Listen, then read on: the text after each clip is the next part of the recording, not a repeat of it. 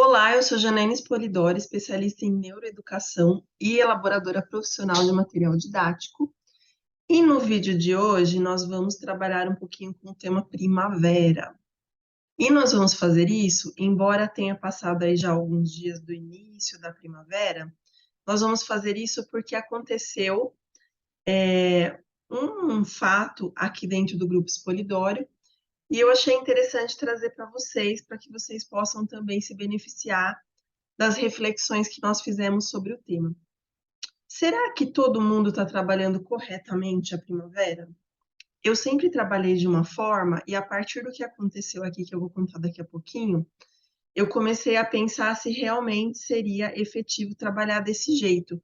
Então, quando está chegando o dia lá do início da primavera, o 22 de setembro, né, que foi esse ano, a gente trabalha durante a semana e daí a gente acaba deixando de lado esse assunto e partindo para outros, porque a data passou. Mas a data passou e a estação não.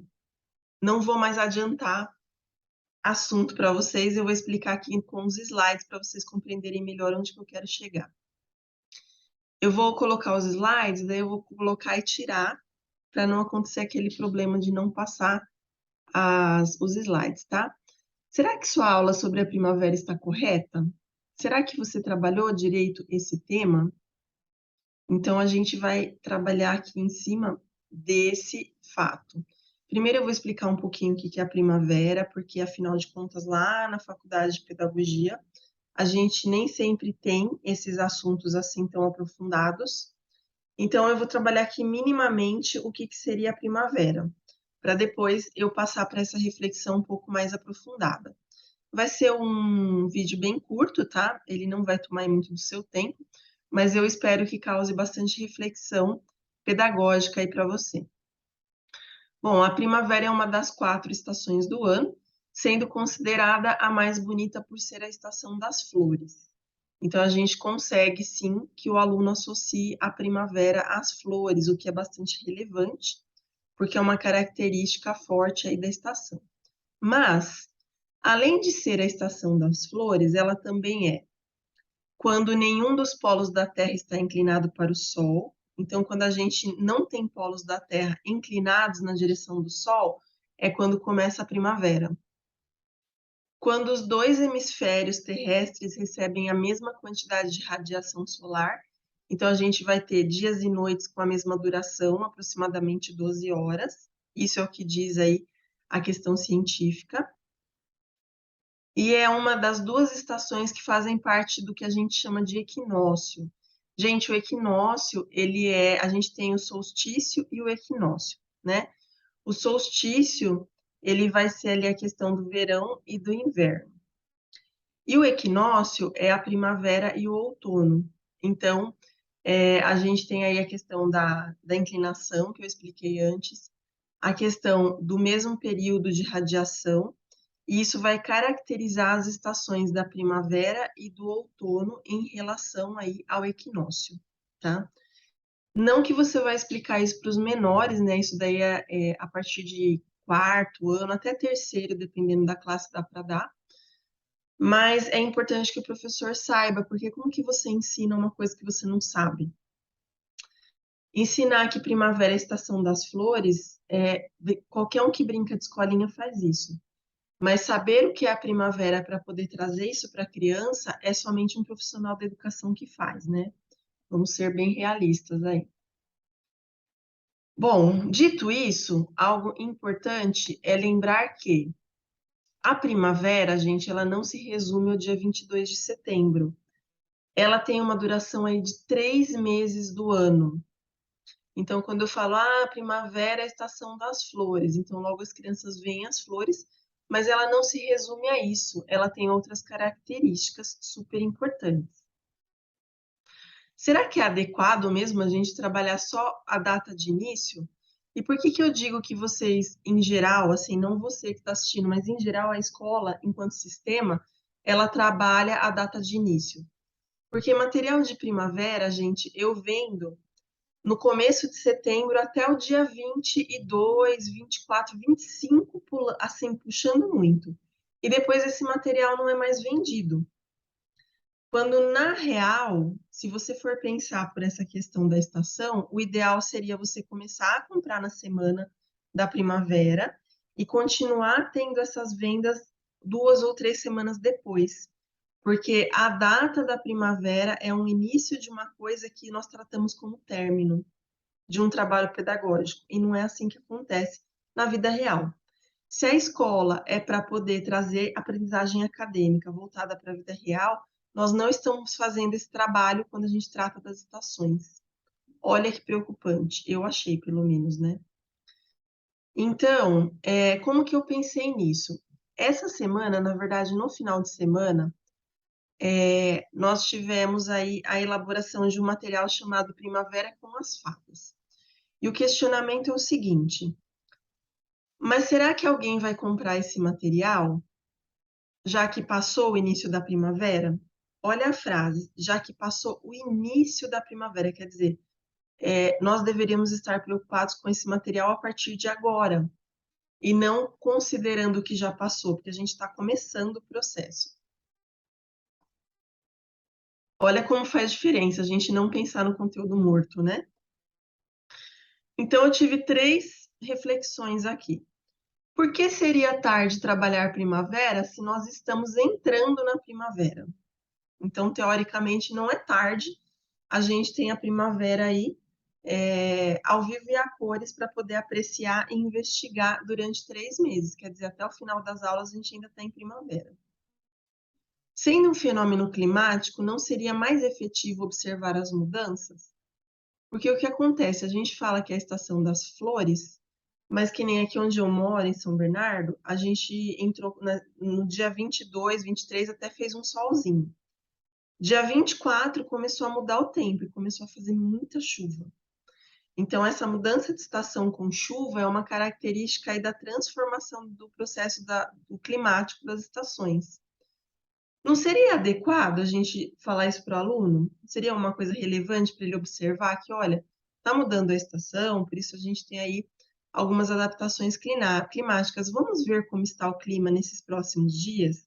Ou uma vez por mês, ou 2 vezes por mês, para poder rastrear como que a primavera se comporta e como estão a questão das flores, as questões aí referentes às flores, que é o mote da estação, né?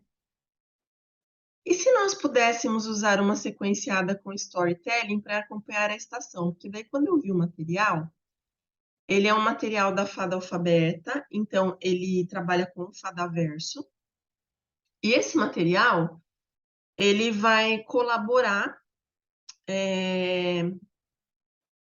em forma de história para fazer um luau da Fada Alfabeta. Então, como é primavera sempre no Bosque de Luz, a fada resolveu chamar algumas amigas para preparar um luau de primavera. Olha que ideia diferente. E daí cada fada vai tendo ali uma tarefa específica para preparar, para colaborar com o luau. Então eu vou contando uma história conforme os personagens aparecem. Isso ajuda porque é um processo de história que pode ser contado em capítulos durante o tempo da primavera, que são esses 3 meses aí. Olha que ideia bacana. Eu vou mostrar para vocês como que funcionaria a minha ideia.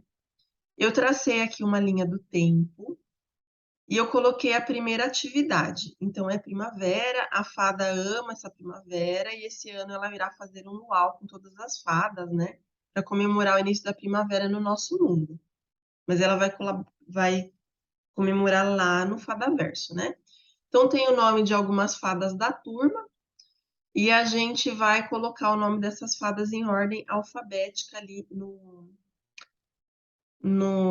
papelzinho que a Fada Sonhos está mostrando. Mas como que a gente pode fazer isso? Olha, se eu for dar a atividade, por exemplo, eu coloquei no dia 26/9.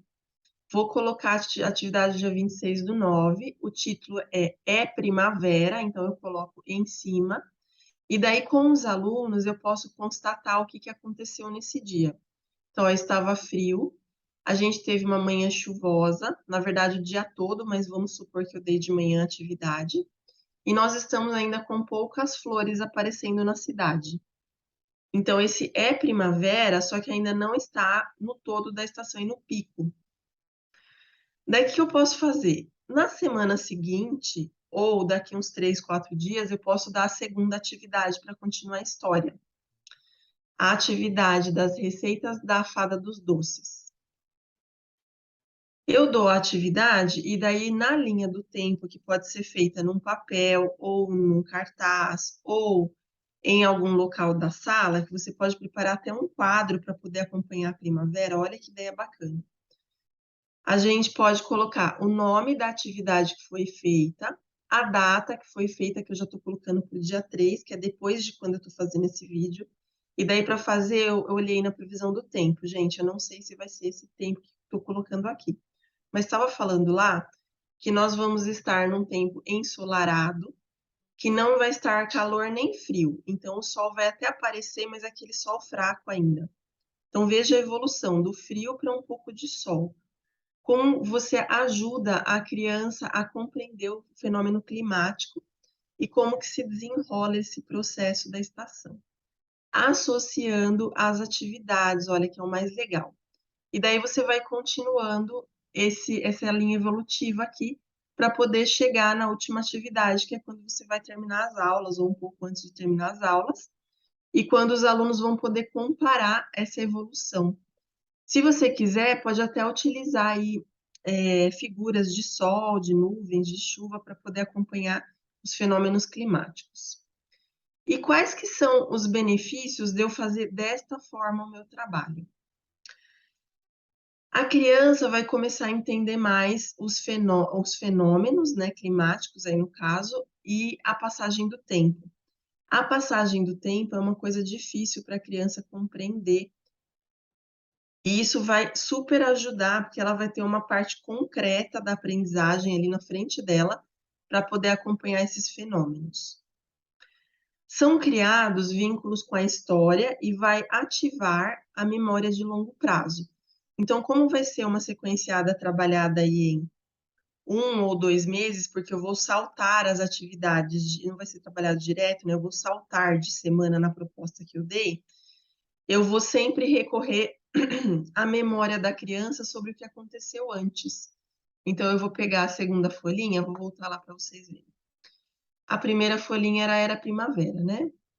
Eu vou pegar a segunda folhinha e vou falar, gente, agora a alfabeta pediu para a Fada dos Doces ajudá-la com os doces para a festa. Vocês lembram o que a gente fez na atividade anterior? Ah, a gente fez a lista de nomes. Quem lembra quais são as pessoas que foram convidadas para participar?